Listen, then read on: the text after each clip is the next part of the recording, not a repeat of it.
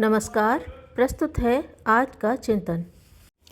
प्रसन्न रह सकना इस संसार का बहुत बड़ा सुख है। हर कोई प्रसन्नता चाहता है, आनंद की खोज में है और विनोद तथा उल्लासमयी परिस्थितियों को ढूंढता है। यह आकांक्षा निश्चय ही पूर्ण हो सकती है यदि हम बुराइयों की उपेक्षा करना और अच्छाइयों से लिपटे रहना पसंद करें।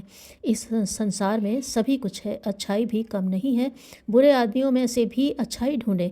आपत्तियों से जो शिक्षा मिलती है उसे कठोर अध्यापक द्वारा कान ऐंठ कर दी हुई सिखावन की तरह सीखें। उपकारों को स्मरण रखें। जहाँ जो कुछ श्रेष्ठ हो रहा है उसे सुने और समझें। अच्छा देखो और प्रसन्न रहो। हम का मंत्र हमें भली प्रकार जपना और हृदयंगम करना चाहिए। स्वभाव में प्रसन्नता को सम्मिलित कर लेने में जीवन की बहुत बड़ी सार्थकता और सफलता सन्निहित है। मुँह लटकाए रहने की, रूठने की, भवें तरेरे रहने की आदत छोड़ देनी चाहिए। हंसते और मुस्कुराते रहने वाले का आधा डर तो अपने आप ही चला जाता है और आधे डर को वह अपने पुरुषार्थ तथा स्वजनों के सहयोग से दूर कर लेता है। प्रसन्नता मित्र बढ़ाने का सर्वश्रेष्ठ उपाय है। जो हंसता है उसकी हंसी में सम्मिलित रहने के लिए दसियों व्यक्ति लालायित रहते हैं।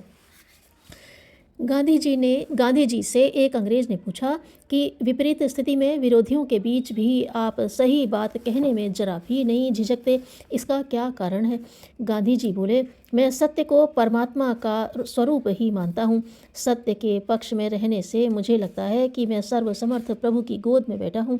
उसकी गोद में होने से फिर किसी का भय कैसे लग सकता है? एक व्यापारी मरुस्थल में राह भटक गया। कितने ही दिनों मारा मारा फिरा, उसकी सारी सामग्री समाप्त हो गई। भूख से बुरा हाल हो रहा था।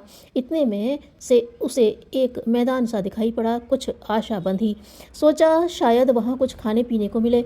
वहीं पहुँचकर देखा एक पोटली पड़ी है। उसने सोचा शायद कुछ चना चबेना अथवा खाने की कोई वस्तु होगी, किंतु पोटली उठाते ही वह गहन निराशा में डूब गया। उसमें चने नहीं मोती बंधे थे। अब उसकी समझ में आया कि जिस धन के लिए वह जीवन भर मरता खपता रहा, आज आखिरी समय में वह भी प्राण रक्षा करने में असमर्थ है। धन जीवन के लिए उपयोगी भले ही हो, किंतु वह मूल आवश्यकता नहीं है। हम में से कितने ही उसी के लिए जीते रहते हैं। जीवन के उतने अंश को ही उपयोगी कहा जाएगा जो भौतिक तृष्णाओं तथा इंद्रिय तृप्ति के प्रयत्नों से बचाकर परमार्थ तथा अध्यात्म की दिशा में लगाया जाएगा। संत नानक एक गांव में गए। वहां के निवासियों ने बड़ा आदर किया। चलते समय नानक जी ने आशीर्वाद दिया, उजड़ जाओ। वे दूसरे गांव में गए तो वहां के लोगों ने तिरस्कार किया, कटु वचन बोले और लड़ने झगड़ने पर उतारू हुए। नानक जी ने आशीर्वाद दिया, आबाद रहो। साथ में चल रहे शिष्यों ने पूछा, भगवान आपने आदर करने वालों को उजड़ जाओ और तिरस्कार करने वालों को आबाद रहो का उल्टा आशीर्वाद क्यों दिया? नानक ने कहा, सज्जन लोग उजड़ेंगे तो वे बिखर कर जहाँ भी जाएंगे सज्जनता फैलाएंगे, इसलिए उनका उजड़ना ही ठीक है। किंतु दुर्जन सर्वत्र अशांति उत्पन्न न करें, इसलिए उनके एक ही जगह रहने में भलाई है। दीपक की अपनी महिमा है, वह हर स्थिति में अक्षुण्ण रहेगी। कोई उसके प्रकाश में पूजा करे, भोजन बनाए, चोरी करे, डाका डाले, यह कर्ता की इच्छा के ऊपर है। ऐसे ही ईश्वर एक प्रकाश है, उससे शक्ति और बुद्धि मिलती है। इसका उपयोग भले या बुरे कामों में करना मनुष्य के अपने हाथ में है, पर यह सुनिश्चित है कि कर्मफल के अटल विधान से वह बच नहीं सकता। सादगी पसंद निग्रो वैज्ञानिक वॉशिंगटन कार्वर को अमेरिकी कांग्रेस के विशेष अधिवेशन में आमंत्रित किया गया। जब वे जाने की तैयारी करने लगे तो उनके मित्र ने उन्हें टोका, आप राजधानी जा रहे हैं, अतः ऐसे अवसर पर एक अच्छा सा सूट होता तो अच्छा होता। वैज्ञानिक ने कहा, उन्हें यदि अच्छे सूट की आवश्यकता है तो फिर मेरी जगह आप चले जाएं, क्योंकि आपका सूट मुझसे कहीं ज़्यादा अच्छा है, और यदि वे वैज्ञानिक चाहते हैं तो फिर मैं जैसा हूँ उन्हें स्वीकार करना होगा।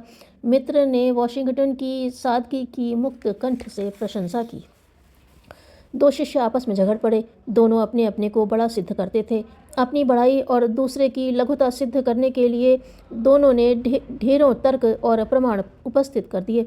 बात बढ़ी तो विवाद को लेकर दोनों गुरुदेव के पास पहुँचे और अपना अपना पक्ष उपस्थित करते हुए निर्णय देने की प्रार्थना करने लगे। गुरुदेव ने हंसते हुए कहा, तुम इतना भी नहीं जानते कि जो अपने को छोटा और दूसरों को बड़ा कहता है उसी को बड़ा माना जाता है। तुम में से जो ऐसा आचरण कर रहा हो वही बड़ा है।